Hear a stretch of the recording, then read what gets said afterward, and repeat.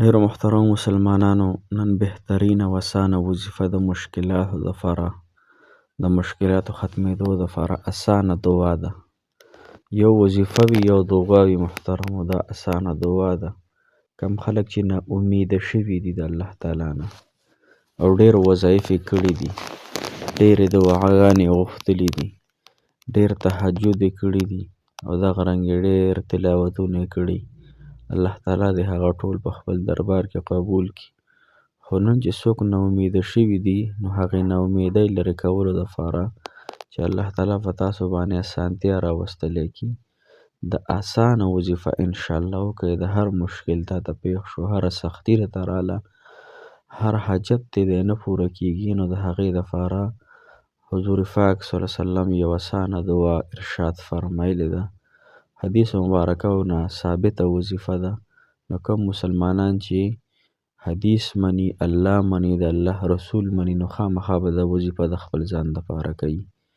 بعضې وظایف داسې وي چې په یوټیوب باندې میلاویږي، منګړت وي، یعنې هر سړی د ځان نه وظیفه ورکوي. محترمو، نن چې درته زه کومه وظیفه ښیم، هغه انشاءالله ډېره زیاته بهترینه ده او اسانه هم ده او په مشکل په وخت کې به دا دعا ته وي.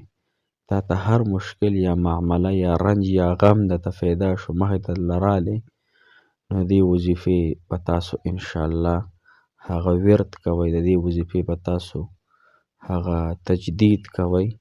اسانه ده، ګران پکې هېڅ هم نشته دی. نو الله تعالی په تاسو داسې اسانتیا راوستلی کړي چې ستاسو مشکلات به الله تعالی ختم کړي. السلام علیکم ورحمة الله وبرکاته. ډېر معزز و محترم و قابل قدر مسلمانانو، رونو خویندو، مسافرو، کم مسافر چې بهر وطنونو کې دي، الله تعالی د ټولو مسافرو له کامیابیانې ورکړي، د دواړو جهانونو خوشحالۍ د الله درکړي. تمامه تور سرو زنانو د الله تعالی نکاحګانې وکړي، نوجوانانو د الله تعالی برکات ورکړي، الله تعالی د هغوی هم نکاحګانې وکړي، کاروبارونه د الله تعالی روان کړي.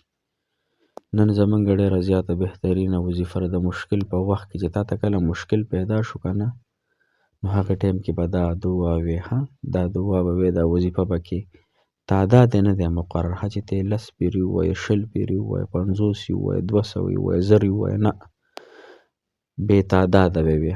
تعداد به یعنې شمار یې به نه و، بس غم او د پریشانۍ په وخت کې دا وظیفه کوه انشاءالله الله تعالی به د باندې اساني راولي.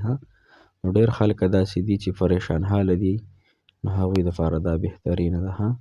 ګوره دې معنی دا دی د دې وظیفې، ای الله هېڅ اساني نشته دی مګر چې ته اساني راولي، او کله چې مشکل راشي نو دا مشکل الله ته اساني. ډېره ښکلې معنی ده. ګورئ تاسو ته په سکرین باندې دا وظیفه ښکارېږي: اللهم لا سهل الا ما جعلته سهلا وانت تجعل الحزن اذا شئت سهلا. ای الله اساني نشته چې ته اساني راولي، او مشکل چې کله هم راشي الله ته اساني. نو دا حقیقت حال دی محترمو. الله تعالی اساني هم راولي، مشکلات هم راولي، بیماریان هم راولي، فتونه هم راولي، هر څنګه غمونه چې د انسان باندې د 2 وجو نه راځي. تاسو ته ما مخکې ذکر کړي، یا خو تا نه داسې ګناه شوې ده، په ګناه کې اموخته یې، د دغې ګناه د وجې نه په تا باندې دا پریشاني ده. ځکه رسول الله مبارک فرمایي انسان ته چې د دنیا څه تکلیف رسي که نه، د دنیا څه تکلیف، د دنیا تکلیف، واده نه کېدل، رشته نه کېدل، یا دغه رنګې د نور مسایل شو که نه، یا چاته زخم ورسي، اکسیډنټ وکړي، تکلیف ورته ورسي، نو نبي پاک صلی الله علیه وسلم فرمایي مفهوم یې داسې دی چې د انسان نه داسې یو ګناه شوي وي، داسې یو څیز ترې صادر شوی وي چې د هغې په وجه الله تعالی دله دا مشکل ورکړي. نو کله هم چې تاسو ته مشکل پیدا شي دا دعا وایي: اللهم لا سهل الا ما جعلته سهلا. الله اساني نشته مګر چې ته اساني وغواړې، ولا وانت تجعل الحزن اذا شئت سهلا. والله مشکل نه اسانېږي مګر ته موږ ته اسان کړي او ته اسانولی شي. نو موږ د الله تعالی نه امیده شوي مسلمانان ډېر په غفلت کې پراته دي. هر مسلمان کو نارینه دی کو زنانه دی، یا په ګناهونو باندې موږ داسې داسې ډاډه ورځو که نه لکه ته یې کو زمونږ د پلار جاګیردار دی. ګناهونو نه ځان مکمل وساتئ. غلط فلمونه، غلطه ډرامې، غلط نظر کتل، غلط اورېدل، غلط ګرځېدل، غلط بدن استعمالول، څومره چې د الله تعالی نافرماني دي ټولو نه توبه وباسئ. توبه دا بدن، دا صحت، دا به مونږ باندې آخرت کې بیا ګواهي کوي. ها الله تعالی فرمایي که نه قرآن کې الیوم نختم علی افواههم وتکلمنا ایدیهم وتشهد ارجلهم بما كانوا یکسبون.